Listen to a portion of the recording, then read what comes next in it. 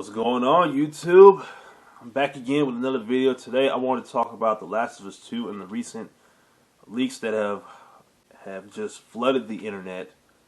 And I personally haven't seen the videos, but I've seen a lot of people's takes on it. So I wanted to give my personal take on it because at one point I was excited about this game, and from what I've seen, heard a lot of people talk about it throughout the internet. It's just an SJW shit show from what I see. But I found an article that I want to read a little bit of to you guys. So I will leave the link in the description below if you want to read the entire article. I'm not going to read the whole thing. Oh yeah, before I even get into that, make sure you guys hit that like button, share this video, and subscribe and hit the notification bell for new videos. So let's get right into it. I'll be reading an article from Inverse.com. Again, the link will be in the description. True story behind Last of Us 2 leaks exposes the dark side of fandom. Really. Major spoilers for Naughty Dog's Last of Us Part 2 hit the internet in late April. And despite the early rumors that the source was a disgruntled employee, the true story behind the leaks exposes a more sinister side to fandom.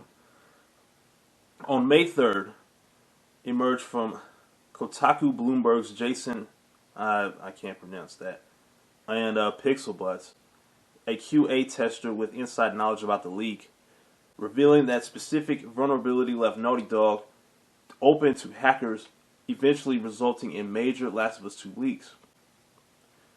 Hackers found a security vulnerability in a patch for an older Naughty Dog game and used it to get access to Naughty Dog servers. I think the footage that is leaked from the devs playing in an early build, most importantly, rumors of this being an act of protest by a contractor whose pay was robbed, are not true. This came after Sony announced Friday that the company had identified the primary individuals responsible and confirmed they were not affiliated with Naughty Dog. Okay. So apparently the leaks are not from any Naughty Dog employees as we had originally thought, because that was one of the things that were coming out when this whole thing started to just spread everywhere. It was a pissed off employee who didn't get paid a bonus that he or she was supposed to get paid, and so they decided just, hey, here's the game, don't waste your $60. So apparently it was hackers according to what this article says, but who knows? Until they go through the courts and all that stuff, we won't know for sure. What specific vulnerability led to this Last of Us 2 leak? Sony and I think it's Shear's comments were both vague in how they presented the information, but Pixelbutts and Kotaku's reports provide more specific context about how the leak happened. They both revealed that a hacker group found a way to access Amazon servers that store data for games like Uncharted 3, Drake's Deception, and The Last of Us. In the group, the group managed to take 1 TB of data from the server for The Last of Us before the end of March, and while Pixelbutts made Naughty Dog aware of the vulnerability in February, access to those Amazon servers wasn't fixed until on or before April 30th. This gave the leaker more than enough time to get what they needed from the server and reveal it to the public. Now, what I find strange about this is, now that it's a hacker that actually did this, they can actually go ahead and investigate this a lot deeper into. From what I've seen from like still images of the leaks, it's just a bunch of SJW crap.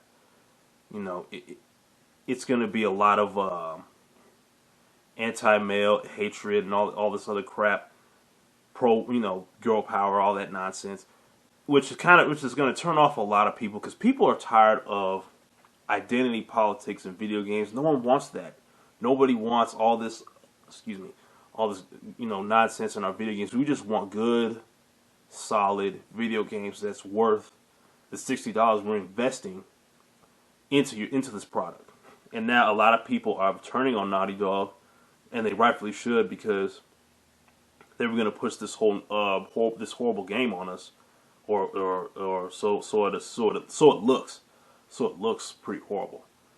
on us and expect us to play it. But now it's gonna kind of take a dip in their sales. I don't think it will honestly like make a huge dip. Like they're only gonna sell like 5,000 copies. I don't think that'll happen. A pretty good amount of people are still gonna buy the game. I at one point was gonna buy the game, but I thought to myself, maybe I should just watch the gamers on YouTube or something like that. I don't know if I personally will go spend $60 and play it myself at this point. Who knows? It might still be okay to play like the action parts of it, but this is the storyline that's got a lot of people turned off about it. That's what this is all about. And now that everybody in Naughty Dog so upset that these leaks got out. I mean, yeah, I can't honestly say I support a hacker leaking information like that because that's not. For one, it's illegal, and two, you can do you can do serious jail time for that. Once Naughty Dog finds out who did this, they're in for a huge lawsuit. They're gonna have to pay a lot of fines or possibly even jail time. But who knows? But yeah, man, it just my excitement for this game has kind of gone down. It's not really something I'm looking forward to like it was when I first heard about this game back in 2018 because I love the original. I love playing Joel, the storyline in that whole original game because I had the remastered version when I first bought my PS4 back in 2015. It came with it when I bought it off Amazon, and I had such a great time playing that game. And now that the sequel to it is just tarnishing the whole storyline of Part 1 is a continuation like it never happened or something. It's just beyond me that they would do something like that. But when you have a bunch of SJWs in the video game field and they're making all these identity politic video games, people will show them like, hey man, we don't want this, and then you're gonna wonder why your sales are dipping. You're gonna wonder why you're not gonna make as much money as you initially thought with the game, and all this other stuff. But honestly, I've rambled on about this.